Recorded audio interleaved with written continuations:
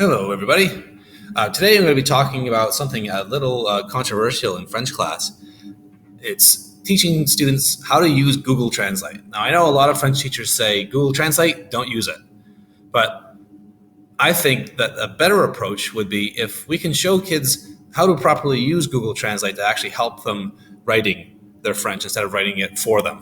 Now, one thing that we did in class first is we brainstormed ideas about why we learn French in school. And one of the sentences that a student came up with was parce que c'est aidez-vous voyager francophone pays. Okay?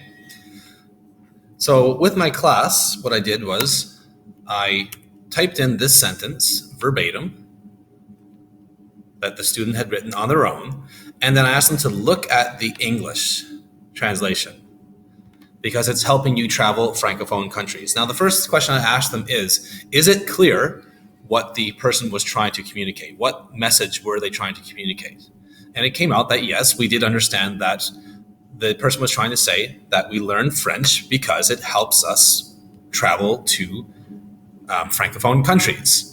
The message is communicated, but then when we discuss the quality of the language, when we look at the English side, how well written is the French over here? And it came out, that we don't think that it was written very well. It doesn't seem to make as best sense. Even though the message is communicated, we all agree that it could be written better. So we walked through the process together of fixing the French over here to make the English over here appear better. And it appears in real time, which is really cool. First thing I pointed out was the use of adjective, francophone pays. And we figured out that this is the noun that francophone describes. And we just reviewed the syntax of doing adjectives in French, that really the noun pays should go before francophone. So I said, okay, well then let's switch that around. If it would behave for me. Okay, so take that from there. Hey, francophone.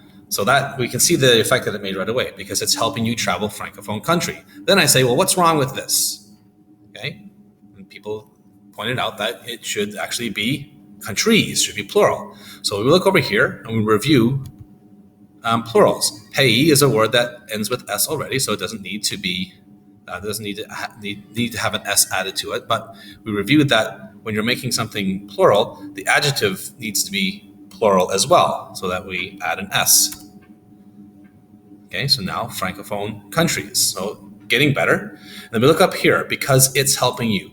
Okay, it still doesn't sound right. So let's look over our French over here. First of all, there's no clear subject of the sentence. Parce que c'est aidez-vous. So we realize, what are we talking about? We're talking about learning French. So we could put that in here, learning French helps you, but we also decided that we could put it. Parce que il aidez-vous, because it helped you travel Francophone countries. It's getting better. Then we reviewed this, it help. What's wrong with this? It should say it helps. So then we went over here and we looked. Which one of these words means help? Okay, we look at aider. Then we ask, what's the problem? It's not conjugated. And now that we have a subject here, it's much easier for us to conjugate. So we say, how do we conjugate the verb, an ER verb, when the subject is il? Okay, so remove the ER, replace it with E. Parce que il aide-vous voyager pays francophone. Because it helps you travel Francophone countries. Much better. Still missing something. We realized that should be something after travel. And they came up with, it should say travel to Francophone countries. And we discussed, well, what type of word is that? It's a preposition.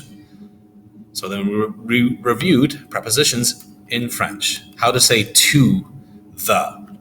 Okay, so it should be au, à la, but we looked at that it's plural, so it should be au pays Francophone because it helps you travel to French-speaking countries. Now, obviously, we can go through and fix up a few other little things, like, for example, parce qu'il should really be, apostrophe, parce qu'il.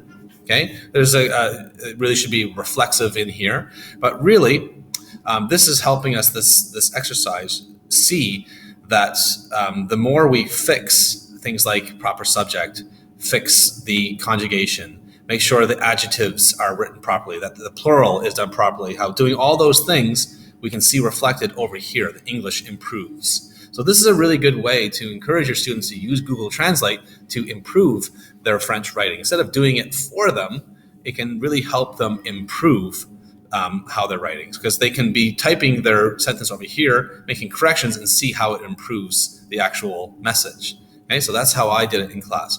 Then one last thing that I did before I end the video, I wanted to show them how when you're cheating with Google Translate, that it becomes really obvious. So let me just type in the English, because it helps you travel to Francophone countries, okay? And translate that to French.